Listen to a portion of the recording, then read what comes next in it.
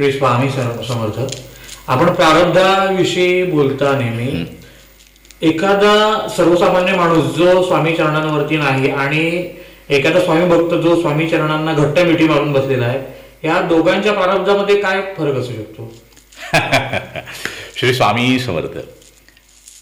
इथे एक अत्यंत महत्वाची गोष्ट बाळा समजून घ्यावी. ती म्हणजे काय, तर प्रारब्ध म्हणजे आपल्याच मागील कर्मांचं आपल्या समोर उभं राहिलेलं फळ आहे. म्हणजे आपल्याकडून जी कर्म घडली आहेत त्या कर्मांचं पक्व झालेलं फळ आपल्या समोर येऊन उभं राहिलेलं आहे, ते म्हणजे प्रारब्ध. त्यामुळे प्रारब्ध सारखं असणं किंवा विसंगत असणं हा काही प्रश्नच नाही. जसं कर्म आहे तसं प्रारब्ध आहे. कारण कर्माचा सिद्धांत काय सांगतो, तर प्रत्येक कर्म जे आहे ते फळ देऊनच शांत होतं. फळ दिल्याशिवाय ते कर्म काही शांत होत नाही. त्यामुळे प्रारब्ध प्रत्येकाला आहेच. मात्र मग आता तू जो प्रश्न विचारलास की एखाद्या सर्वसामान्य जीव आणि स्वामी चरणांना घट्ट मिठी मारून बसलेला जीव, या दोघांच्या प्रारब्धामध्ये काय फरक असू शकतो असंच म्हणायचं ना तुला? प्रारब्ध ज्याचं त्याचं ज्याच्या त्याच्याकडे आहे. आणि ह्या प्रारब्धाचा जो खेळ आहे ना, तो फार विलक्षण आहे बाबा. तो कोणाच्याच लक्षात येत नाही. प्रारब्धाचा खेळ कुणालाच कळत नाही. मात्र मग सर्वसामान्य जीव आणि स्वामी चरणांना घट्ट मिठी मारलेला जीव यांच्यामध्ये काय फरक आहे, तर ज्याचं त्याचं प्रारब्ध निश्चितपणे आहे. जो स्वामी चरणाशी आलेला नाही तो त्याच्या प्रारब्धानुसार जसंच्या तसं फळ भोगत असतो. म्हणजे वाईट प्रारब्ध जर त्याच्यासमोर उभं राहिलं तर तो मेटाकुटीला येतो बाबा. म्हणजे त्याला त्या प्रारब्धाचे भोग भोगता भोगता कधी कधी जीवन नकोसं होतं. होय. मात्र जो स्वामी चरणांना घट्ट मिठी मारून बसलेला आहे त्याचं सुद्धा प्रारब्ध जरी तेवढंच वाईट असेल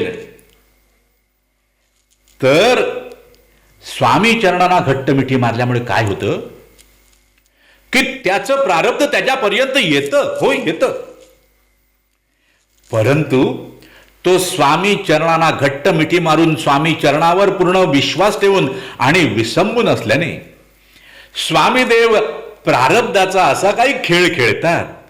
कारण प्रारब्धाचा खेळ खेळणारे तेच आहेत. हे अत्यंत महत्वाची गोष्ट लक्षात ठेवा.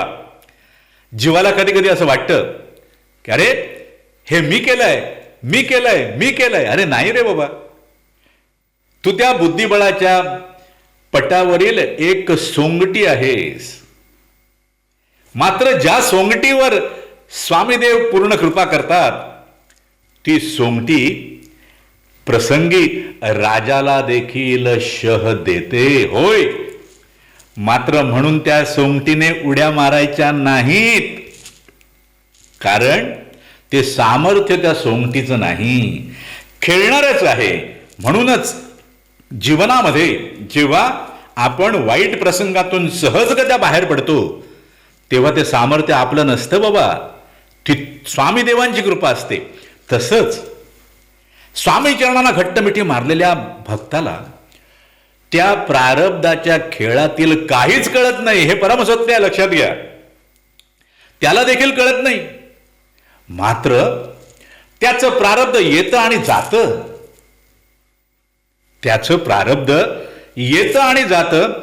त्याचा त्या जीवावर यत्किंचितही परिणाम होत नाही. म्हणजे दुःख दुसऱ्यांच्या वाट्याला आलं, दुःख याच्याही वाट्याला आलं, दुसरा दुःखाने पीडित आहे आणि हा मात्र स्वामी चरणांना घट्ट मिठी मारून निवांत आहे. हा फरक आहे बाबा. म्हणजे सर्वसामान्य जीव आणि स्वामी चरणांना घट्ट मिठी मारलेला जीव यामध्ये फरक हा आहे की स्वामी चरणांना घट्ट मिठी मारलेला जीव निवांत असतो. त्याला त्या प्रारब्धाची झळ लागत नाही. मात्र त्याचं प्रारब्ध भोगून संपत. हे परमसत्य आहे. श्री स्वामी समर्थ.